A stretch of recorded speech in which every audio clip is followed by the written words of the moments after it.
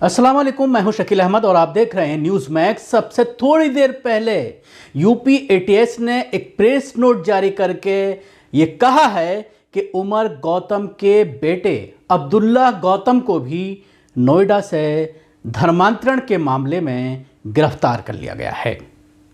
ये 18वीं गिरफ्तारी धर्मांतरण के मामले में अभी तक यूपी एटीएस के जरिए की गई है।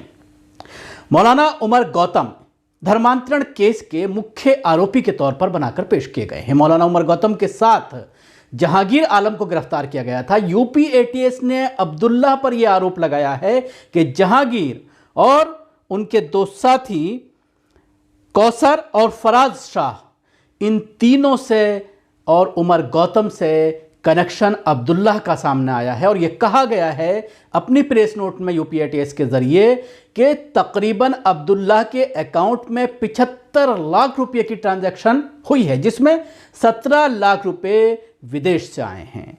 और साथ ये भी दावा किया गया है कि उन्हीं अकाउंट से विदेश से उसके अकाउंट में पैसा ट्रांसफ़र हुआ है, जिन अकाउंट से मौलाना का जो दावा सेंटर है, इस्लामिक दावा सेंटर, और उसके साथ ही जो मदरसा है फारूकिया मस्जिद और मदरसा, उनके अकाउंट में भी सेम उन्हीं अकाउंट से पैसा ट्रांसफ़र किया गया है, जिन अकाउंट से 17 लाख रुपये अब्दुल्ला के अकाउंट में आया है। अब सवाल ये खड़ा होता है कि लगातार इस तरह की गिरफ्तारियां सामने आ रही हैं और अब्दुल्ला एकमात्र गौतम केस में, अपने बाप के केस में पूरे केस की पैरवी कर रहे थे। बार बार लखनऊ जाना, वकीलों से मिलना, अपने बापा को छुड़ाने के लिए या ज़मानत को लेकर के वो जद्दोजहद कर रहे थे, कोशिश कर रहे थे। अब इस कोशिश को पूरी तरह से झटका लग सकता है और बड़ा झटका है। मौलाना उमर गौतम और उनके परिवार को एक बड़ा झटका इसको मानकर चला जा रहा है, क्योंकि घर में उनकी पत्नी है और अब बेटी, दो ही शख्स, दो महिलाएं उनके घर में बची हैं।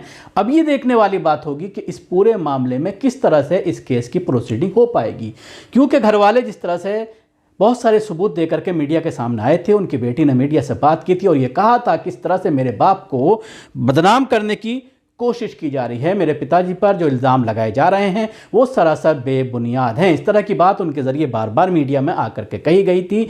और अब्दुल्ला अपने बाप की पैरवी लगातार लखनऊ जाकर के, जहां पर यह केस चल रहा है, उसमें कर रहे थे। और उसके बाद जिस तरह से मौलाना कलीम सिद्दीकी की गिरफ्तारी हुई और उनके कुछ और साथियों की गिरफ्तारी हुई, तो लगातार ये गिरफ्तारियां यूपी एटीएस के जरिए की जा रही हैं।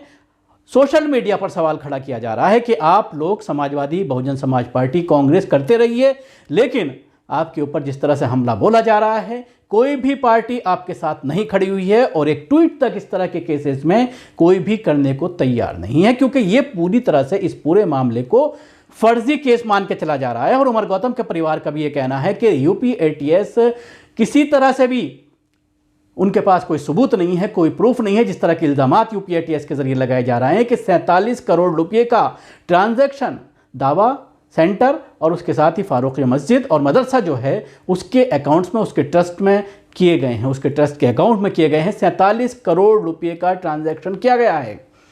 और जिस तरह से उसके बाद मौलाना कलीम सिद्दीकी को गिरफ्तार किया गया, उनके ऊपर भी इस तरह के आरोप लगाए गए हैं कि उनके अकाउंट में भी विदेश से पैसा आता था और उसके ज़रिए वो धर्मांतरण के लिए लोगों को पैसों का लालच दे करके उनका धर्मांतरण कराते थे। इस तरह का आरोप तमामी लोगों पर लगाए जा रहे हैं। इसमें तकरीबन 18 गिरफ्तारियां हो चुकी हैं और लगातार इस पूरे मामले में एटीएस ये दावा करती है कि फलां का भी इससे कनेक्शन मिला है, उसको भी गिरफ्तार कर लिया गया है। और जिस तरह से उमर गौतम के बेटे को जिस तरह से नोएडा बुला करके और उनको भी गिरफ्तार किया गया है, कल बुलाया गया था, आज प्रेस नोट जारी किया गया है और उसमें पूरा तफसील से आप इस प्रेस नोट में देख सकते हैं जो आपके टीवी स्क्रीन पर चल रहा है। उसमें इस पूरे घटनाक्रम का हवाला दिया गया है, उमर गौतम के केस का भी हवाला दिया गया है कि किस तरह से 20 जून को उनको गिरफ्तार किया गया था और उसके बाद लगातार जो गिरफ्तारियां हो रही हैं, कई नामों का उसमें जिक्र किया गया है। मौलाना उमर गौतम के साथ जो गिरफ्तारी हुई थी मुफ्ती साहब की, उनका भी जिक्र किया गया है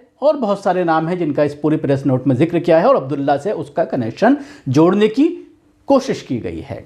अब इस पूरे मामले में देखने वाली बात होगी कि मुस्लिम क़यादत इस पूरे मामले को किस तरह से देखती है, क्योंकि जब उमर गौतम की गिरफ्तारी हुई थी तो उसके बाद जमात उलमा हिंद मौलाना अरशद मदनी की तरफ से ये बात सामने आई थी कि उनके वकील इस पूरे केस की पैरवी करेंगे और उमर गौतम का केस उनके ज़रिए लड़ा जाएगा। मौलाना कलीम सिद्दीकी के केस में भी इस तरह के बयान कुछ मुस्लिम तंजीमों के जरिए आए कि वो इस केस की पैरवी करेंगे। जमात उलमा हिंद मौलाना महमूद मदनी के जरिए ये कहा गया कि मौलाना कलीम सिद्दीकी का केस वो कोर्ट में लड़ेंगे। लेकिन अभी तक इस पूरे मामले में लोगों की जमानत ना हो पाना, जून से लेकर आज नवंबर का महीना चल रहा है, काफ़ी वक्त हो चुका है, तकरीबन 4.5 महीने के करीब इसमें पूरा वक्त हो गया है, लेकिन उसके बावजूद अभी तक ना तो ज़मानत हुई है और न इसमें किसी की भी ज़मानत अभी तक नहीं हो पाई है।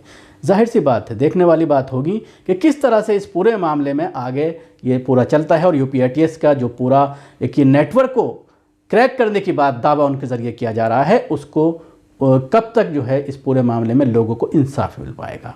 शुक्रिया। आपको हमारी ये कोशिश कैसी लगी ज़रूर बताएं। हमारे यूट्यूब चैनल को सब्सक्राइब करना ना भूलें, इसके साथ ही बेल आइकन ज़रूर दबाएं और अगर आप ये वीडियो फेसबुक पर देख रहे हैं तो हमारे पेज को लाइक करें, उसके साथ ही फॉलो भी करें। धन्यवाद।